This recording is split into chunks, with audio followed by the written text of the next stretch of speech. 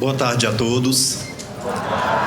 Que Jesus possa nos abençoar, nos fortalecer e que a gente consiga, nesse momento final, não apenas interiorizar na nossa mente, no nosso campo mental, mas principalmente que a gente possa animar o nosso espírito para viver tudo aquilo que o Evangelho nos propôs nesses dias de Miep. E para a gente iniciar a reflexão deste tema final, eu gostaria de começar lembrando de um momento muito especial na história do cristianismo primitivo. Um momento em que Saulo de Tarso havia iniciado as primeiras perseguições contra aqueles que seguiam Jesus. Estevão, o grande orador do Evangelho, aquele que fizera uma divisão entre os trabalhos assistenciais do ponto de vista material na Casa do Caminho e os trabalhos que iluminavam o espírito daqueles que ali adentravam por meio daquele verbo eloquente, agora encarcerado. Simão Pedro, que naquele momento, como grande rocha do cristianismo, como grande líder do cristianismo nascente, percebeu o momento conflituoso, um momento complexo, e então convida um grande doutor da lei para visitar as instalações da Casa do Caminho. Gamaliel, pai espiritual de Paulo de Tarso, ainda conhecido como Saulo, aceita de bom grado aquele convite. E o que nos chama a atenção é que normalmente aqueles que chegavam à Casa do Caminho chegavam pela porta da frente, chegavam pelo salão principal, como um dia chegou Estevão, o grande mártir. Mas o que me chama a atenção é que Gamaliel não chegou pela porta da frente, mas a gente percebe Simão Pedro entrando com ele pela cozinha e pela enfermaria. Inclusive, quando chegavam para Chico Xavier, perguntando a ele orientações para fundar uma nova casa espírita, um novo centro espírita, geralmente o Chico sorria e dizia que casa espírita começa pela cozinha. Eu sei que os espíritas comem bastante, não é? Temos vários intervalos aí para o lanche, mas essa mensagem é muito maior, meus irmãos, porque barriga vazia não ouve evangelho. A gente precisa tomar muito cuidado para o nosso movimento não ser ou se tornar um movimento meramente intelectual. E quando Gamaliel adentra aquelas instalações, vê os enfermos, sente a caridade sendo praticada com os mais sofridos do mundo, que eram sempre os prediletos dos cristãos, ele vai fazer uma reflexão que é sintetizada por Emmanuel, que nos diz que, naquele momento, ele havia presenciado que os religiosos não apenas pregavam a virtude atrás de um púlpito confortável, atrás de uma cátedra confortável, mas que pela primeira vez os religiosos estavam indo ao encontro dos sofredores, inaugurando na terra a verdadeira fórmula da benemerência social. Para entendermos Paulo, nessas horas finais de sua vida, em que pronunciou esta frase, estas palavras, ao seu filho espiritual Timóteo, nós precisamos ser adultos do Espírito. Nós precisamos entender que Paulo, acima de tudo, foi um realizador.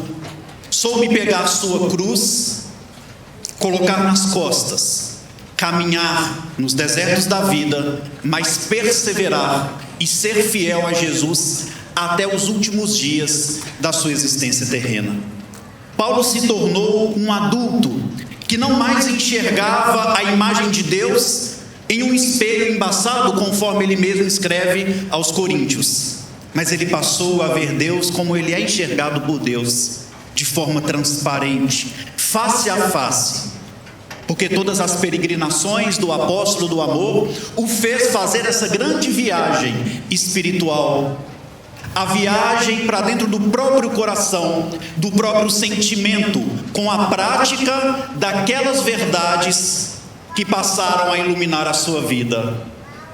MIEP, encontros, palestras, estudos, mediunidade, são bênçãos permitidas pela espiritualidade, a fim de iluminar as nossas mentes, mas nada disso valerá se não colocarmos as nossas mãos em benefício dos sofredores. Há muito movimento intelectual e poucos espíritas dentro dos presídios. Há muito movimento intelectual e poucos espíritas auxiliando as nossas irmãs que se prostituem, levando uma palavra amiga, tendo paciência, benevolência, menos julgamento, porque quando julgamos demais as pessoas, não temos tempo para amá-las. Há muitos de nós envolvidos em diversas palestras, diversas pregações, combinando versículos, trazendo trechos de livros, mas poucos de nós nos hospitais, segurando as mãos daqueles que estão nos últimos instantes da vida, sem contar com um familiar sequer, para segurar em suas mãos, fazer uma prece, contribuir com a energia material, com a espiritualidade presente, a fim de que se faça o desencarne daquela alma que tanto tem sofrido, ou para reanimar aquele corpo físico, a fim de que ele continue na sua jornada na terra. Há muitos de nós recebendo espíritos famosos, Bezerra de Menezes, André Luiz e tantos outros, e poucos de nós sujando os nossos sapatos nas periferias, no sol quente, numa campanha do quilo, porque o movimento tem se tornado intelectual, e a grande luta de Saulo é para que o cristianismo não perdesse a sua essência. E a essência do espiritismo é a caridade, é o movimento, é a prática, é a luta do cristão contra ele mesmo em benefício da coletividade. Quando Saulo caminhava rumo a Damasco, nós percebemos que ele, segundo Emmanuel, avista várias luzes. Não foi só aquela grande luz que iluminou mais do que o sol do meio-dia, mas foram várias luzes, até que veio uma luz maior, que foi vista também pelos seus 3 amigos que o cercavam. Uma luz maior que fez com que Saulo dobrasse os seus joelhos. Uma luz maior que fez com que Saulo caísse na areia quente do deserto, segundo Emmanuel, mas do deserto da alma, uma alma aflita, uma alma chorosa, angustiada. Poderíamos trazer vários diagnósticos com a psicologia moderna, mas era uma alma que não tinha a água límpida do amor. Mas ali ele percebeu o amor personificado na figura do Mestre. Mas o que nos chama a atenção é que ao final daquela grande visão, às portas de Damasco, a gente percebe que Emmanuel nos descreve que a escuridão tomou conta da alma e da vida de Saulo. Não apenas a escuridão da cegueira física. Muitos acreditam que Saulo converteu-se naquele momento, mas não foi naquele momento.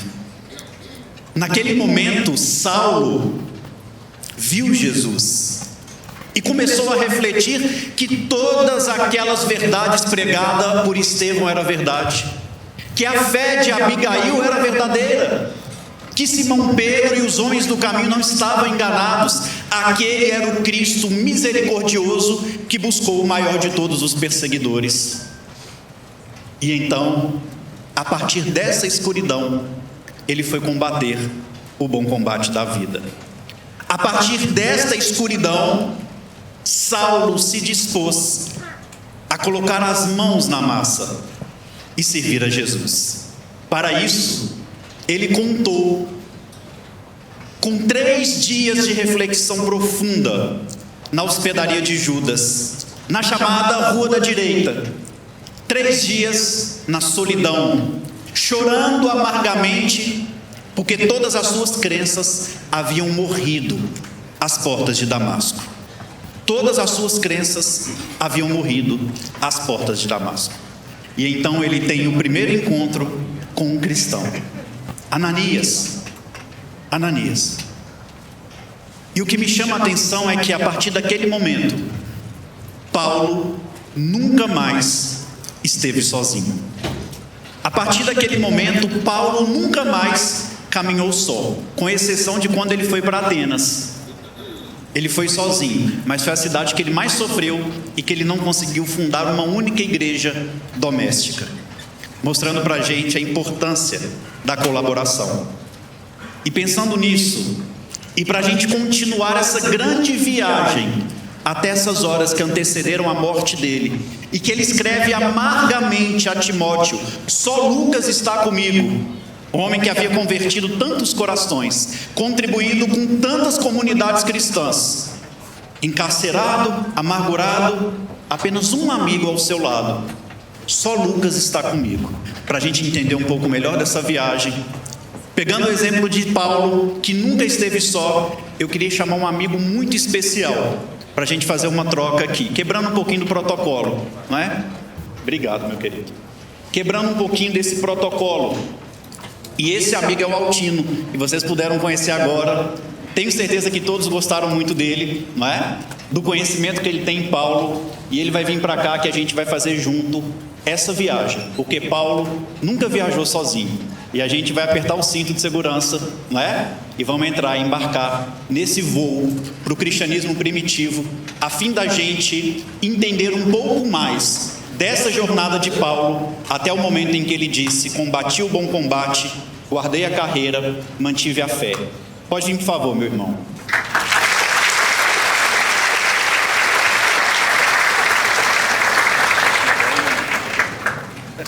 Segundo Altino é Chicó e João Grilo. Vamos lá. 2 mineiros na Paraíba. Eu não sei como é que foi, eu só sei que foi assim. Gente, obrigado. Gente, é realmente uma alegria, e esse mini-app é realmente uma caixinha de surpresas. Tem uma parte do filme do Forrest Gump que ele diz que a vida é como uma caixa de chocolates. Tem sempre alguma coisa boa lá dentro, mas a gente nunca sabe o que vai pegar. Eu acho que o MIEP é um desses chocolates bons da vida.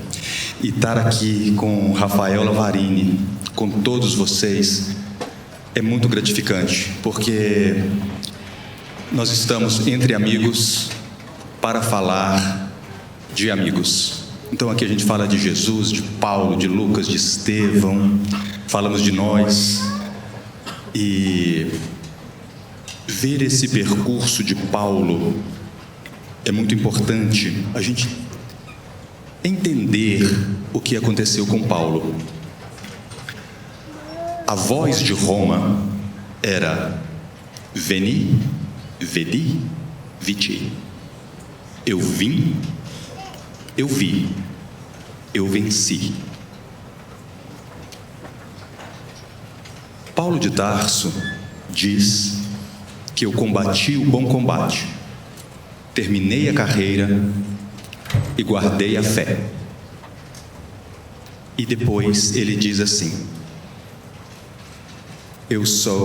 nós devemos ser mais que vencedores.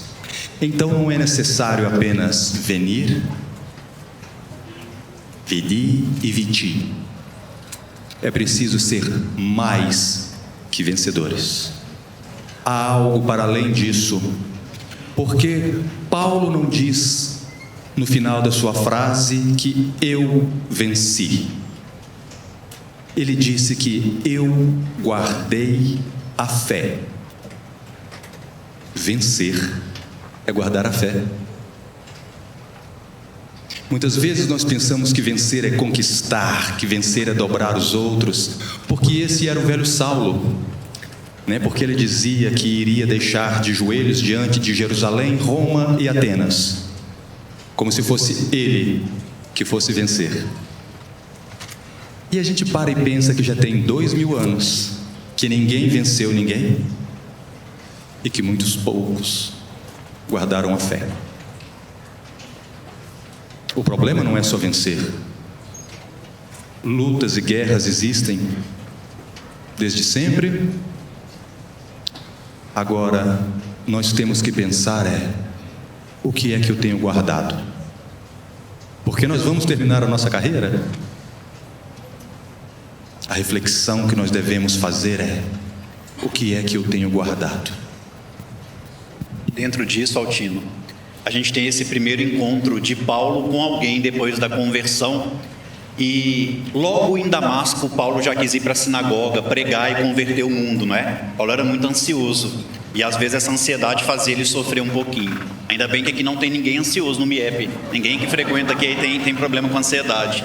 E Ananias vem trazer um conselho muito importante a Paulo, porque ele diz o seguinte: como você quer jogar as sementes se você nem tem elas com você? E aí a gente precisa refletir: o que eu tenho de semente, o que eu tenho para oferecer para o meu irmão? O que eu tenho para oferecer ao meu irmão do caminho, não é? E aqui Paulo muito entusiasmado, querendo resolver os problemas do mundo de uma hora para outra, e Ananias fala: meu filho, você precisa primeiro reunir as tuas sementes. E é aí que ele tem a ideia de procurar o seu pai espiritual, aquele que havia entrado na casa do caminho e se comovido com um trabalho cristão, o trabalho legitimamente cristão, o trabalho de acolher, de esclarecer, de abraçar, de confortar, de dar oportunidade para a pessoa reconstruir a vida. E é tão engraçado que nos dias atuais a gente acompanha nas casas espíritas muitas vezes, numa distribuição de cesta básica ou de sopa, a gente entregar algum material para a pessoa e falar assim: até mês que vem. É como se a gente dissesse para aquela pessoa: você vai continuar tendo uma vida horrorosa, você vai continuar passando fome, mas mês que vem você vem aqui que eu sou caridoso e eu vou te dar uma cesta, não é? Olha, meu irmão, você está precisando dessa contribuição agora, eu espero que você não precise mais.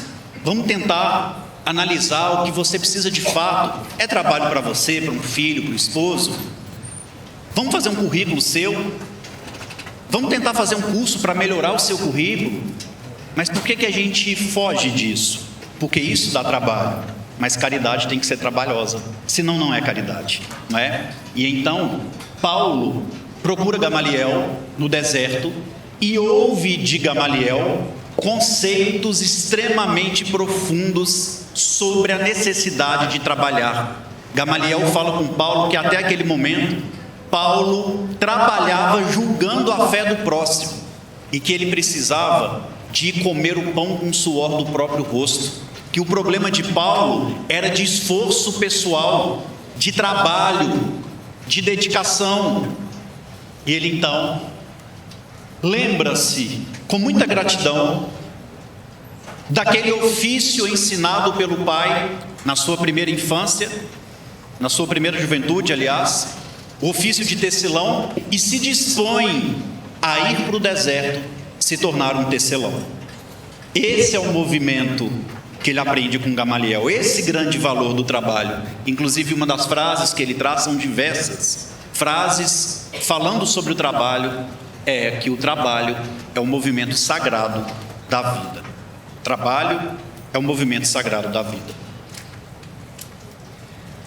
Trazendo isso para o nosso disco, Rafael falou, e eu já ouvi alguém falar, eu não lembro, eu acho que é o Haroldo, que ele aprendeu com o Sulião, que a pior coisa que existe são espíritas de pijama, espíritas de sofá, aqueles que leem, aqueles que conhecem a obra de Kardec mais do que Kardec. Mas agora tem algo ainda maior do que espíritas de pijama, são espíritas de pijama e pantufa. E a gente percebe, E a gente percebe que nós sabemos demais e que praticamos de menos. Porque o nosso problema, como foi dito, não é falta de conhecimento, é falta de sabedoria. Conhecimento é aquilo que a gente tira lá de fora e põe aqui dentro. Então eu torno-me inteligente, cheio de conhecimento. A sabedoria é algo que a gente tira daqui e põe para lá. E foi esse movimento de Saulo a Paulo que ele teve que fazer. Nós não estamos fazendo aqui nenhuma apologia à ignorância, à falta de conhecimento. Não é isso. Mas se nós queremos falar de crescimento espiritual, nós temos que semear no terreno certo. Eu pergunto a vocês: o mundo nunca esteve tão rico e nunca teve tanta gente passando fome. O mundo nunca teve tanto bem-estar e tanta gente sem estar bem. O mundo nunca teve tanta produção alimentícia e nunca teve tanta gente passando fome. O mundo nunca teve tanta lei como tem agora. E as nossas cadeias estão abarrotadas. E o problema não é achar que é aqui. Como dizem alguns, ou como pensam alguns, que eu vivo no lado doce do paraíso. Mas os países ricos têm os mesmos problemas que tem aqui. Porque não é um problema só geográfico ou só econômico. Em essência, nós somos humanos. E o problema do americano, do europeu, do tibetano, do australiano, do angolano, ele não muda porque muda de geografia. Há umas pequenas diferenças, mas a nossa necessidade é a mesma.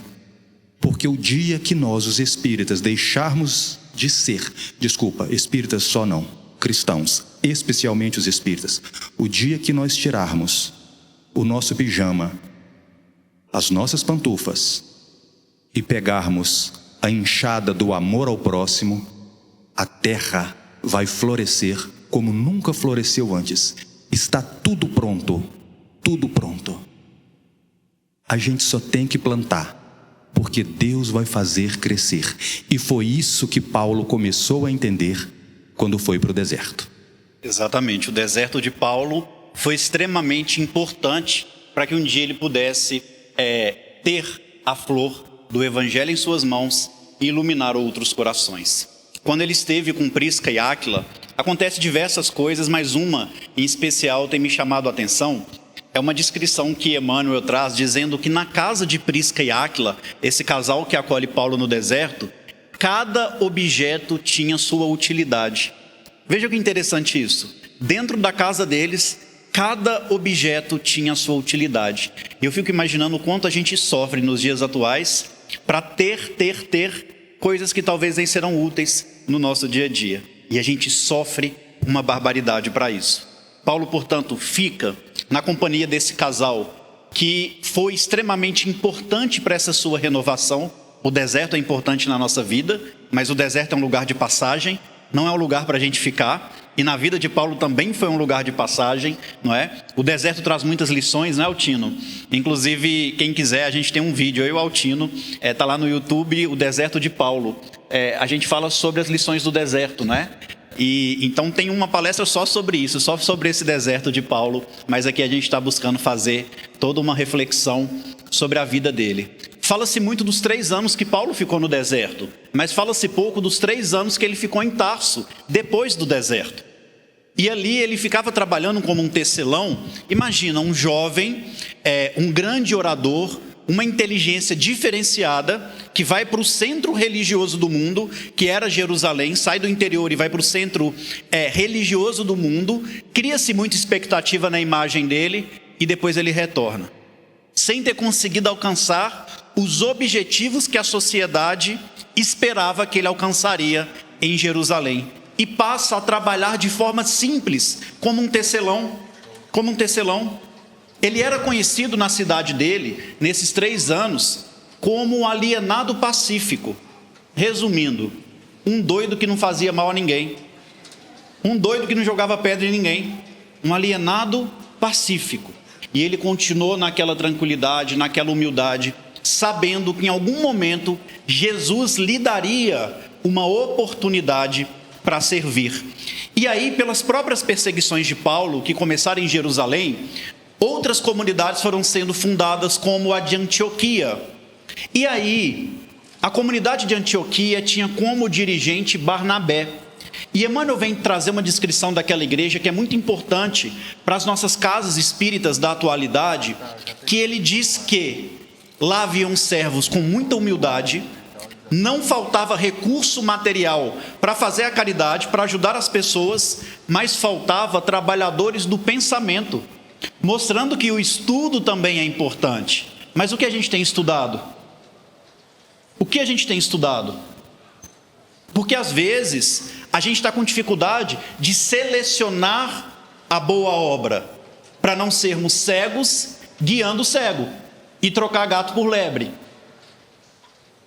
E aí então a gente precisa entender que a prioridade precisa ser o Evangelho, as obras de Kardec, as obras de Chico Xavier, para que dentro do nosso contexto não ocorra como ocorreu em Antioquia. Faltava trabalhadores do pensamento. Gamaliel vai pedir um auxílio para o seu concunhado, Simão Pedro, grande líder do cristianismo. E ele fala: olha, lá em Tarso tem Saulo, por que você não vai chamar ele para trabalhar?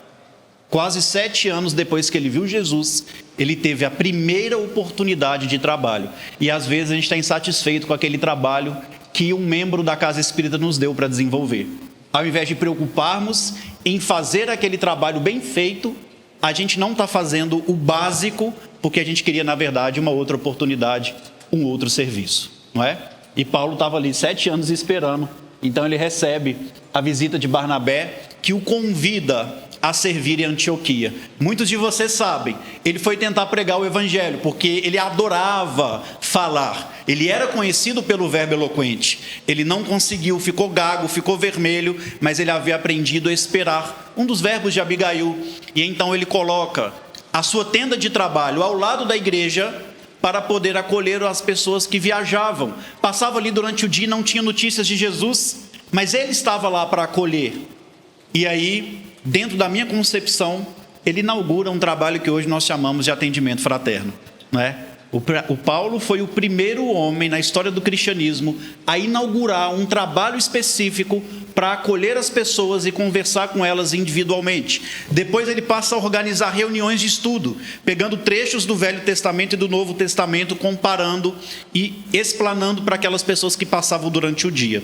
Para vocês terem ideia, uma dessas pessoas que foi atendida por Paulo nesse atendimento fraterno foi Lucas, que se tornou o melhor amigo dele, o grande companheiro de viagens missionárias. E aqui um parêntese, tá? Muitas e muitas casas espíritas da atualidade não fazem o trabalho de atendimento fraterno da forma que ele precisa ser feita. Em primeiro lugar, saber ouvir, acolher, ter paciência com a dor da pessoa, não ficar olhando para o relógio porque tem que atender rápido, muito menos confundir o trabalho de atendimento fraterno em tirar ficha para tratamento espiritual, porque é o que muitas vezes estamos fazendo. Está ali só anotando: não, vai para o tratamento espiritual que você vai ficar bem. Às vezes o tratamento é ser ouvido, não é? Nesse contexto eu queria contar uma rápida história. Há 5 anos eu passei pela pior fase da minha síndrome do pânico, não é? Eu tenho síndrome do pânico e fobia social, tá, gente? O que eu não poderia fazer é estar aqui, não é? É estar aqui. E aí eu passei por um momento bem difícil, né? E nessa época, inclusive foi mais ou menos a época que eu vim a Campina Grande a primeira vez, o meu pai já estava muito próximo do seu desencarne. Ele estava numa fase terminal de câncer. E eu não podia desabafar lá em casa, porque minha mãe, coitada, estava dedicando-se para o meu pai, todo mundo com muito problema. Eu falei: tem um atendimento fraterno, né? Eu vou procurar um atendimento fraterno na casa espírita. E eu tentava desabafar. Sabe quando a gente não está conseguindo nem respirar? Tão sufocado que até a respiração está difícil de ser trabalhado. E eu estava tentando falar, porque eu queria desabafar, e a pessoa falava: calma, Rafinha, os espíritos sabem de tudo, eles vão te orientar. Eu falava: não, mas eu quero ser ouvido, deixa eu contar, porque eu estou passando por isso. Calma, meu filho, já anotei seu nome, vai para a palestra, depois vai ter o tratamento espiritual, você vai ficar bem. E eu confesso que eu não fui para a palestra, não tive humildade de ir para a palestra, eu fui embora com raiva, com muita raiva, porque eu queria ser ouvido e não fui ouvido na casa espírita. No dia seguinte era um dia que eu precisava ir para a PAC, para o trabalho que a gente tem com os encarcerados. E aí a gente já vai com esses conflitos, porque quando a gente não expressa, esse diálogo ele é interior. A gente começa a conversar conosco mesmo e se queixar das coisas. E aí então eu fui queixando: nossa senhora, eu estou cheio de problema, ainda tenho que ir para ajudar o problema dos outros nesse presídio. Então vejam como que é um movimento nosso ainda de fazer caridade, né? Nós somos farinha do mesmo saco, gente. Nós estamos aqui para aprender uns com os outros, não tem ninguém melhor que ninguém. Alma iluminada como Chico Xavier é 1 em 1 bilhão. E aí eu fui, né, naquele conflito, porque eu também não desabafava, não conversava com ninguém. O conflito era interno. E eu falando: por que eu estou indo? Eu preferia estar em casa, dormindo. É assim. Cheguei lá. E aí, na época eu fazia parte da diretoria do presídio, tinha um requerimento para um encarcerado falar comigo. Eles tinham que fazer esse requerimento. E quando eu sentei e vi aquele requerimento, eu falei assim: como não bastasse os meus problemas, eu não sou ouvido por ninguém, eu ainda tenho que ouvir um miserável desse, não é? Fiquei bravo. Lavarini fica bravo, gente. E aí, então, eu fui, chamei ele para uma sala que tem, né, aquele irmão em recuperação. E ele falou assim: eu queria ser ouvido na cela. Lá na PAC, gente, as celas se abrem 6 da manhã e fecha 10 da noite. Eles têm atividade o dia inteiro, tá? Primeiro presídio do mundo sem armas, maior índice de recuperação do planeta, 89% não reincide no crime. Enfim, um trabalho lindo. E aí, eu fui, ele queria ser atendido na cela, eu fui, cheguei lá, tinha outro 4 recuperandos. Eu falei: não, o problema foi sério, não é? O que fez o requerimento, que se tornou um grande amigo, quando eu sentei, falei: o que vocês querem conversar? Eu com minha cabeça assim, né? Ele disse o seguinte: eu não quero falar nada, Rafa, ninguém aqui quer falar nada, mas já tem algumas semanas que a gente tem observado que você não está bem, a gente só quer te ouvir. A gente só quer te ouvir, né?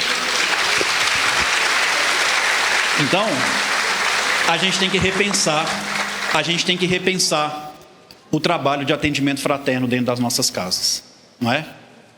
A gente não quer aqui, eu tenho certeza que também não é a intenção de Altino, a gente não quer colocar Paulo de Tarso acima de Jesus, meus irmãos.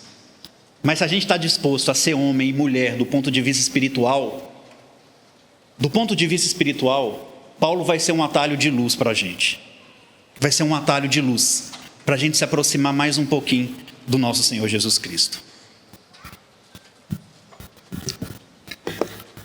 Nesses 3 anos que Paulo passa com Prisca e Áquila, a única coisa que eles estudam é o Evangelho de Jesus, que eram poucas coisas que eles tinham. Muita coisa oral. Paulo tinha uma cópia que Gamaliel deu, e Prisca e Áquila tinham seus apontamentos. E eu estou falando isso aqui porque nessa nossa caminhada, e Lavarini falou isso aqui antes, a questão: não basta ler muito, mas o que se lê e a qualidade do que se lê. Eu não consigo entender de verdade, não consigo mesmo,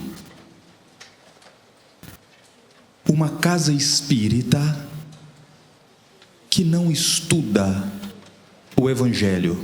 Eu não consigo entender uma palestra pública onde o nome de Jesus não é citado.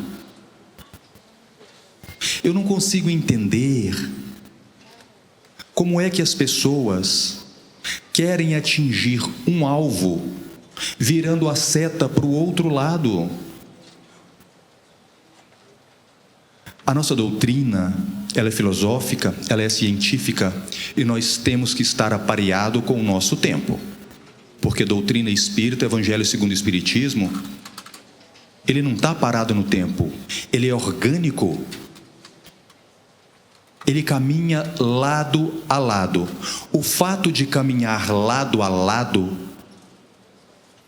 não quer dizer que os problemas essenciais vão mudar, eles continuam o mesmo. Se os problemas continuam o mesmo, o recurso, entre aspas, a cura, será a mesma. Jesus. O problema que existe, eu ouço muitas pessoas falarem assim: há muitas casas espíritas fechando, muitas casas, porque as pessoas estão brigando, porque há diferenças de ideia. Não. Pensar diferente, todo mundo pensa. Não tem ninguém que pensa igual a ninguém. É porque ali está faltando o Evangelho. E o nosso Evangelho, segundo o Espiritismo, esse ano, comemora 160 anos. Aí vai ter uma onda de comemoração e de palestras. Quando acaba, diminui-se imensamente. E eu estou falando isso porque eu moro fora do Brasil. Eu não tenho grupo espírita para frequentar, mas eu assisto muita palestra. E são raras as palestras que são dedicadas a Jesus, ao Evangelho. Faz-se uma leitura rapidinha de um Fonte Viva e tal, e depois começa a falar de vida em Marte, de ectoplasma. Isso é importante? É. Mas o essencial é Jesus.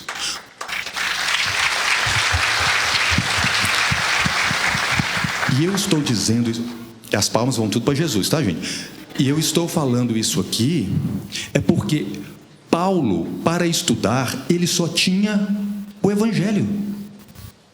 Se nós queremos nos melhorar, estudemos o Evangelho. Outra coisa que nós temos que aprender com Paulo de Tarso. Lucas conta um monte de coisas que Paulo fez. Quando Lucas falou assim: vou registrar este momento, que era aquele momento em Cesareia, e Paulo diz: por favor, não faça isso. Não fale nada do que eu fiz, porque se tem alguém que tem que ser exaltado aqui, é Jesus. Não fale das minhas misérias, fale do amor e da grandeza de Jesus. Hoje em dia, nós queremos falar tudo. Que eu escrevo, que eu tenho mediunidade, que eu, e ninguém fala de Jesus no nosso movimento espírita, que é denominado o Consolador Prometido. Onde está essa promessa? Onde está esse Consolador? Onde? Nós temos que parar e pensar nisso. Existe uma outra onda de pensamento, que tudo é espírito, e as pessoas contam isso como se fosse uma novidade. O espírito me mandou virar para a esquerda e eu errei, não segui o GPS, e o espírito, espera aí, parou. Os espíritos influenciam em nossa vida muito mais do que imaginais. Kardec falou, eles vos dirigem. Nós temos o nosso livre-arbítrio, mas os espíritos nos dirigem. Eu não entendo então porque tudo que acontece na casa espírita é culpa dos espíritos. Porque se eles nos influenciam para o mal, eles nos influenciam para o bem, especialmente para o bem. Quando nós não seguimos, é porque nós não estamos alinhados com Jesus. E esses anos iniciais de Paulo que Lavarini falou foram fundamentais. Se hoje nós temos esse Evangelho, é porque Paulo se dedicou desde o princípio a Jesus. Exatamente, não só Paulo, mas também as primeiras comunidades como Antioquia. Existe um relato em Atos dos Apóstolos e também no livro Paulo e Estevão, que essa igreja de Antioquia, que funcionava com um cristianismo puro, era Jesus o tempo inteiro no coração das pessoas, ela foi um dos poucos centros apostólicos dos quais havia o fenômeno das vozes, o fenômeno das vozes diretas. E uma das reuniões que ocorreram ali, eles alertaram a própria igreja mãe, que era a igreja de Jerusalém, que poderia acontecer uma nova onda de perseguições. O pessoal de Jerusalém não acreditou até o momento em que Tiago, irmão de João, foi morto em um espetáculo público, tal como acontecera algum tempo antes com Estevão. Nesse mesmo período, Pedro também foi preso, foi encarcerado. João foi banido de Jerusalém. E então Paulo e Barnabé vão até Jerusalém para auxiliar aquele momento crítico do cristianismo primitivo. E então, naquele momento em que Paulo vai a Jerusalém, ele percebe que a Casa do Caminho já não tinha o mesmo ambiente espiritual de antes, não é? Eles percebem que aquele ambiente espiritual havia ido para a casa de uma mulher, Maria Marcos, irmã de Barnabé, mãe do evangelista Marcos. E ao sair dali, voltando para Antioquia, ela encomenda o filho naquela nova missão. O seu filho João Marcos então se junta a Paulo e Barnabé, e naquele caminho de volta para Antioquia, todos estavam com ânimo um pouco abatido, porque haviam visto naquela igreja, que era a igreja fundamental, era a igreja base, algo que destoava daquilo que eles haviam observado algum tempo antes. E então, segundo Emmanuel, como se fosse reanimado por uma força maior, Paulo, obviamente sendo instrumento de Estevão, seu guia espiritual, passa a sentir uma intuição, que o cristianismo não deveria se resumir apenas à Casa do Caminho, apenas à igreja de Antioquia, mas que Jesus veio para o povo. E Jesus havia afirmado que os seus servidores viriam do Oriente e do Ocidente. Então ele precisava levar o Evangelho a outras gentes, os chamados gentios. E então ele passa essa ideia a Barnabé. Barnabé fala: olha, eu vejo que há inspiração nessa ideia, mas como que essa mensagem vai chegar a outros lugares? E Paulo falou: vamos mandar nós mesmos. Então a Barnabé teve a humildade de voltar à igreja de Antioquia, perguntar aos irmãos de Antioquia o que eles achavam. Todos concordaram, e em mais uma reunião mediúnica veio o fenômeno de voz direta que dizia que Saulo e Barnabé deveriam ir para aquele trabalho de Jesus. Não se fala no nome de João Marcos. E começou aqui, portanto, a primeira viagem missionária de Paulo, iniciando-se na ilha de Chipre, na cidade de Salamina, onde o apóstolo Barnabé ficou responsável pela missão, porque ele era o dirigente daquela igreja maior.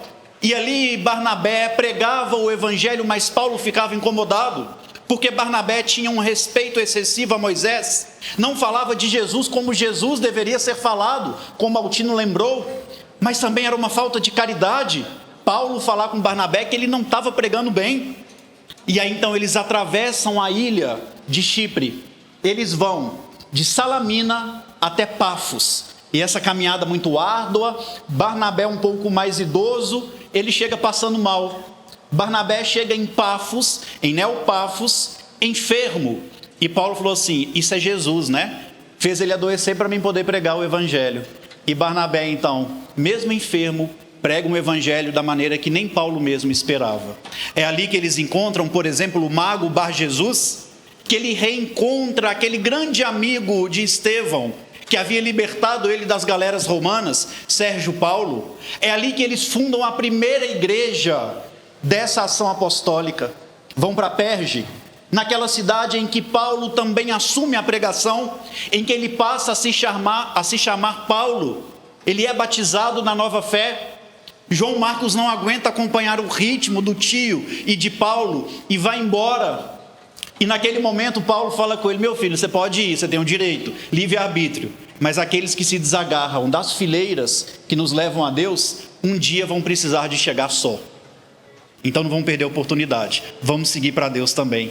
Eles passam por Antioquia da Psídia, Icônio, Listra, Derbe, com muitas boas surpresas, muitos grandes amigos, como Onesíforo, Eustáquio, como o primeiro encontro de Paulo com seu filho espiritual Timóteo.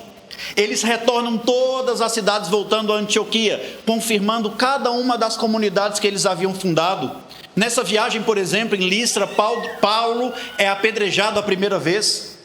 Retornam e encontram aquelas dificuldades outrora que estavam em Jerusalém, na própria Antioquia. Tomam a decisão, portanto, de fazer a segunda viagem missionária, partindo novamente de Antioquia, iniciando por Tarso, sua terra natal, confirmando as igrejas de Derbe, Perge e também de Icônio. Mas quando eles chegam na cidade de Derbe, acontece uma coisa muito interessante, que ali havia uma igreja erguida. E quando Paulo passou por lá, ele não tinha fundado nenhuma igreja. E ele então pergunta, por que em tão pouco tempo existe uma igreja aqui? E aquela igreja havia sido fundada por Timóteo, 13 anos de idade. E o que chama a atenção, quem deu o recurso financeiro para construir aquela igreja foram os 2 judeus que mandaram apedrejar Paulo na primeira viagem, que foram convertidos por Timóteo. E aí então, ao lado de Silas, de Timóteo, eles seguem viagem. Nesse momento havia mais ou menos 14, 15 anos da conversão de Paulo. A mediunidade começa a ficar ainda mais cristalina. E não foi a visão de Damasco que fez Paulo se tornar um médium, tá? Porque tem muita gente que chega na casa espírita e fala assim, eu vi um espírito lá em casa, ou eu ouvi uma voz, e aí a pessoa que atende fala assim, então você é médium. Não, foi um episódio. Foi um episódio de mediunidade. Não quer dizer que a pessoa tenha mediunidade ostensiva. A gente precisa ponderar, ter calma. E aí a gente observa a mediunidade de Paulo ser desenvolvida na mesma proporção que ele doava amor, que ele doava caridade aos irmãos do caminho. Na mesma proporção. E aí ele começa a ouvir mais a voz de Estevão. Ele começa a ter desdobramentos espirituais, pedindo que ele fosse para aquela região da Macedônia. E ele então se junta a Lucas, que estava em Troade, e atravessa então e vai levar o evangelho pela primeira vez ao ocidente, chegando na cidade de Filipos, uma cidade em que o evangelho era pregado pelas mulheres. Aliás, o evangelho não, a religião era dedicada pelas mulheres naquela região de Filipos. Elas iam para próximo a um rio e ali elas oravam. E foi estas mulheres que iniciaram o movimento do cristianismo aqui, onde hoje nós estamos situados, não é? No ocidente, foram as mulheres. Uma delas, a Lídia, que acolheu eles em casa, naquela cidade que tanto representou para a história do cristianismo, não é, Altino? Tá tão bom te ouvir, Lavarino, eu não sei para que eu vou falar, né, gente? Tá tão bom. Olha, o que Lavarini falou, a mediunidade de Paulo progredia à medida em que ele amava, à medida em que ele entendia. Porque a gente só ama se a gente entende, né? E Paulo foi passando. É que Lavarini está falando aqui assim, mas dentro da minha cabeça eu estou imaginando as cenas todinho dos livros, Lavarini. Tudo o que acontecia, os pequenos detalhes, e uma coisa que Lavarini falou que eu gostaria de aprofundar um pouquinho aqui, Lavarini, é o que aconteceu em Listra quando Paulo foi apedrejado. Ele foi apedrejado, sabe por quê? Alguém aqui lembra por que ele foi apedrejado em Listra? Porque ele curou um paralítico. E aí os maiorais ficaram preocupados. Alguns elevaram Paulo à posição de deuses e não sei o quê. E ele falou assim, para com isso, eu estou aqui em nome de Jesus. Mas ele era um risco. Apedrejaram. Quando colocaram ele fora, no montouro, que veio Gaio, né, que era aquele fortão, e Timóteo pequenininho, desesperado, porque ele adorava Paulo, já estava encantado com os ensinamentos de Paulo. Gaio fala para ele uma coisa: se queres servir, cala-te. Esse ensinamento Timóteo guardou por toda a vida. Muitas vezes nós não nos calamos. E Timóteo sai correndo para avisar a mãe, ao pessoal da igreja o que tinha acontecido. Quando ele volta, Paulo de Tarso estava naquele montouro desacordado. E ele, com seu chapeuzinho de couro, encheu de água e jogou no rosto de Paulo. E ele desperta. Eu estou dizendo isso aqui, contando, porque muitas vezes nós esperamos ajuda só dos grandes. Nós achamos que o exemplo vai vir só daquele escritor maravilhoso, daquele autor maravilhoso, daquele orador especialíssimo. E muitas vezes ele pode vir de um menininho de 13 anos, porque se não fosse o amor de Timóteo, nós não teríamos Paulo de Tarso. Ele estaria lá até hoje. E nós não estaríamos aqui perguntando: Senhor, o que queres que eu faça? Então vamos prestar muita atenção nessa nossa caminhada das pequenas ajudas que estão à nossa volta, porque são elas que nos sustentam nos momentos de maior sofrimento. E Paulo tem tanto conteúdo, né, Altino? Esse povo da Paraíba é bom. Paulo tem tanto conteúdo, pessoal, que a gente está correndo aqui com os slides para ter conseguido chegar na segunda viagem. São 4. Infelizmente a gente não vai conseguir, porque Denis já deu sinal aqui que já está acabando o nosso tempo, não é? Mas eu queria contar uma pequena história que aconteceu em Filipos, e aí a gente vai dar uma acelerada para fechar, não é? Que a gente ainda tem que apresentar o MIEP de 2025. Sei que estão esperando, mas eu acho que representa muito o que aconteceu em Filipos sobre a caminhada de Paulo, né? Ele começou a perceber que pregando o evangelho na casa daquela mulher, Lídia, ele não ia conseguir tantos adeptos como ele gostaria. O público ficou limitado. Então ele começou a perceber que as pessoas todas estavam simpáticas à ideia do Cristo. Ele queria ir para a praça pública. Paulo gostava do embate, no bom sentido, não é? Ele queria fazer o evangelho chegar nos corações mais endurecidos, nos mais ignorantes. E aí, chegando em praça pública, desde o início, né, das pregações dele e de Silas, uma pitonisa, uma médium, começou a falar o seguinte: povo de Filipos, ouve bem esses dois, porque eles não são homens, são deuses. Não são homens, são deuses. São anjos enviados do alto. Ia ser tão bom a gente ouvir isso, né, Altino? Ia massagear tanto. E a gente acha assim, nossa, bacana. E ela ia falando e o público ia aumentando. As pessoas chegavam, se aproximavam, porque afinal de contas todos ouviam aquela pitonisa. E Paulo, que não é bobo nem nada, procurou saber quem era aquela mulher. Ela era sócia dos comerciantes de Filipos, que faziam pequena imagem dos deuses. Então eles procuravam, ela pagava, e ela falava assim, sua vida melhorar, você tem que comprar tal santinho, tal deus. Eles iam lá e compravam. Então gerava muita grana. Ela era sócia dos comerciantes, não é? E então teve um dia, depois de uma semana ouvindo isso, Emmanuel fala que Paulo vai a passos firmes, né? Imagina Emmanuel falando isso, é porque o homem foi bravo, né? Paulo vai a passos firmes e faz uma sessão do descarrego em praça pública. Nunca mais aqueles espíritos obsessores vieram por meio daquela mulher. O pessoal começou a perder dinheiro, porque não vendia mais as imagens, colocaram Paulo e Silas no tronco e bateram muito nos dois. Mas foi muito, ao ponto deles não conseguirem sentar nem deitar na prisão. Apanharam demais, e Silas estava inconformado. Paulo, que história que é essa? A mulher estava falando de Deus, a fala dela nos fazia bem, trazia pessoas para a gente converter. E Paulo então fala uma das frases mais famosas: nem todos que falam de Deus, vêm de Deus. Nem todos que falam de Deus, vêm de Deus. E ali então Silas continua, mas era bom para a gente. E ele fala, nossa causa não é do número, mas é da conversão de cada coração. Então não adianta números, pessoas. E aí Silas então entende. Mas para mim, o ponto mais bonito dessa história toda ainda está por vir. Os dois encarcerados, não conseguia sentar nem deitar. Paulo falou com ele assim, vamos cantar. Imagina só, às vezes a gente está com tanto problema que a pessoa fala, você está precisando de orar. E aí você fala assim, mas eu não estou conseguindo nem pensar, é tanto problema, não consigo fazer uma oração. Paulo devia estar cheio de osso quebrado, sangrando. E foi cantar. Foi cantar. Então eles começam a cantar, e à medida que eles cantam com amor, eles percebem os encarcerados das outras celas se aproximando. Aqueles homens esquecidos do mundo, o olhar de tristeza profunda, magros, sujos, perto dos ratos. Naquela escuridão, Paulo consegue observar o olhar deles.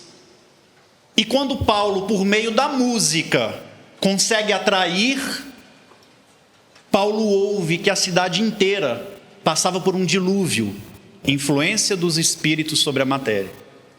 Kardec traz isso para a gente. A cidade passava por um processo obsessivo coletivo, por meio daquela pitonisa. E de todos que acreditavam nela. E aquela grande chuva, com certeza, com muita descarga elétrica, segundo Emmanuel, muitos trovões, raios, era para limpar espiritualmente aquela cidade. Era para fazer uma limpeza espiritual.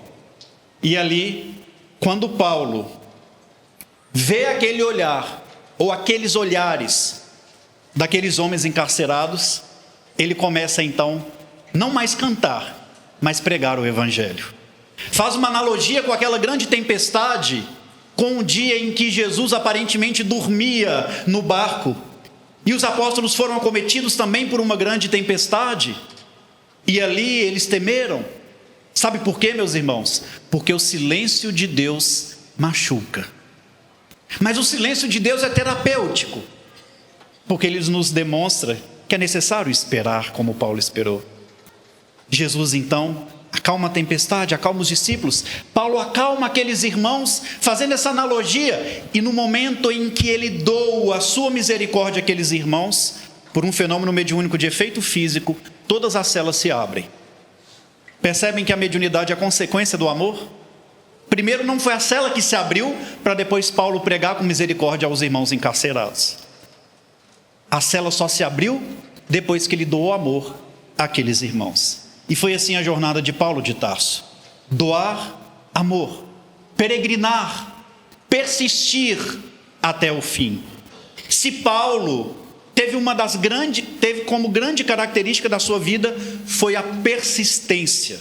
Nós muitas vezes ficamos muito animados no começo de uma jornada, mas poucos conseguem persistir até o fim. E entre pedradas, zombarias, apodos, o próprio Paulo de Tarso vem dizer que ele é um homem que nasceu para uma luta sem tréguas, que deveria perseverar até os últimos dias de sua vida. O homem nasceu para uma luta sem tréguas, que deveria perseverar até os últimos dias de sua vida. Como eu disse, infelizmente a gente não vai conseguir trazer toda a jornada de Paulo, quem sabe em próximas oportunidades, mas o certo é que aquele tecelão soube ouvir o chamado de Jesus a seu respeito. E se a figura de Paulo se agiganta, se avulta diante de nós, é porque ele soube negar a si mesmo, pegar a sua cruz e seguir Jesus com perseverança até os últimos dias da sua vida, até chegar na pátria espiritual. E quando Paulo recebeu aquele golpe covarde do soldado romano, que assim o fez por não conhecer Jesus como hoje nós conhecemos, ele sentiu que a sua alma era elevada aos planos mais altos da vida.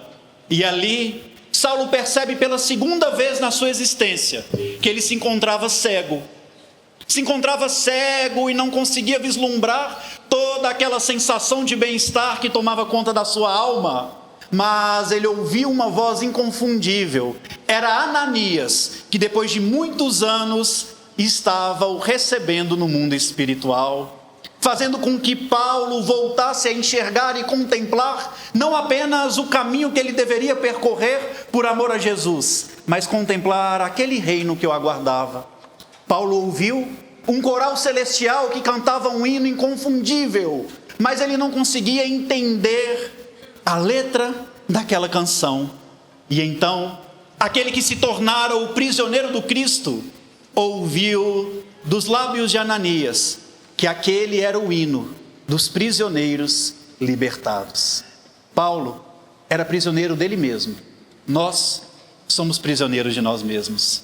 E então, ao lado de uma comitiva espiritual, composta por Ananias, Gamaliel e tantos outros irmãos que já se encontravam no mundo espiritual, ele percorreu cada uma daquelas comunidades outrora fundada por ele: Tessalônica, Filipos, Baréia, Antioquia da Síria, Antioquia da Pisídia, Jerusalém, a Casa do Caminho, Jope, Icônio, Derbe, Listra, Éfeso, a região dos Gálatas, levando bom ânimo a cada um daqueles discípulos, como eu tenho certeza que nesses dias de Miepe ele passou, deixando em cada coração a tua semente da perseverança, da luta, da lealdade ao Evangelho. Depois de percorrer as comunidades, chegou num lugar muito belo, onde conseguiam contemplar Jerusalém de baixo, Jerusalém embaixo. Aquela cidade que todo mundo subia, agora ela vista de cima. E ele então vê aproximar 3 vultos luminosos. Do lado direito, daquele vulto principal, Estevão. Do lado esquerdo, representando o sentimento, Abigail, e Jesus vindo ao encontro do seu apóstolo. E então, Paulo procura o olhar de Jesus, o olhar de aprovação do mestre. Quem de nós não espera por esse momento? E então Jesus disse: sim, Paulo, sê feliz, porque é vontade do meu Pai que em meu reino os mártires e os verdugos estejam juntos para sempre. E é da vontade de Jesus, meus irmãos, que nós também um dia estejamos nesse reino de paz, de luz, de harmonia e de amor. Mesmo diante dos pesares e das dificuldades da vida, observa, alma querida, a dor que ilumina as vossas vidas. Sobre as provas, tais como elas são, a terra é uma grande escola, de que temos usufruto, lembrando-nos um enorme instituto de trabalho e de elevação. Nascemos e renascemos, atendendo às leis divinas, conforme as lições precisas de que temos nos para dar, no serviço que nos cabe, ou com aquele com quem convivemos, jaz em ponto supremo do nosso próprio lugar. Na tarefa em que estejas, cumpre o dever que te assiste. Se a vida te parece triste, não te queixes de ninguém. Cada pessoa na terra intimamente é chamado a servir, de estrada a estrada até a vitória do bem. O homem robusto e moço, que administra a riqueza, traz por suas vezes rude e acesa a fogueira da aflição. E a mulher, que exibe ao colo joias em forma de luzes, às vezes tem muitas cruzes por dentro do coração. Nunca critiques, nem julgues ninguém. Trabalhe, crê, auxilias e não temas. Cada qual guarda problemas. E na forma de sorriso e de dor, quem mais serve e mais perdoa é aquele que se renova, vencendo nessa grande escola do amor. Muito obrigado a cada um de vocês. Muito obrigado, Senhor.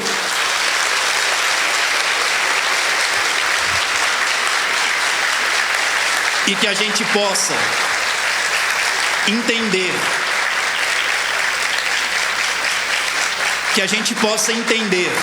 que Evangelho é vida, vida em abundância. E por isso, por o Evangelho ser vida e vida em abundância, a gente gostaria de convidá-los para termos um novo encontro em 2025, aqui em Campina Grande, no 52º MIEP. Evangelho e vida. Muita paz a todos.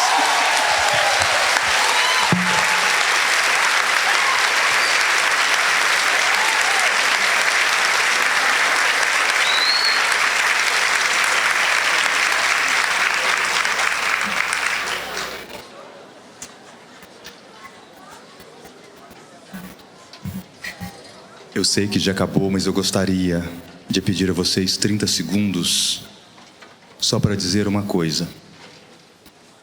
Eu viajo muito, eu vou para muitos lugares, eu conheço muita gente e sempre me disseram: Altino, o povo do Nordeste é demais. Meus amigos ingleses, todo mundo, os brasileiros, mesmo aqui, eu nunca tinha vindo ao Nordeste e eu achava que isso era só mais uma lenda urbana. E não é. Eu estou levando para casa 1000 abraços, eu estou levando rapadura.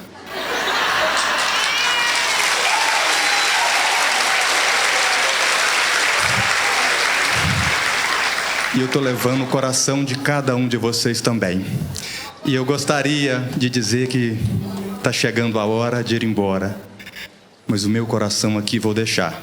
E se acaso eu chorar, 2025 eu volto.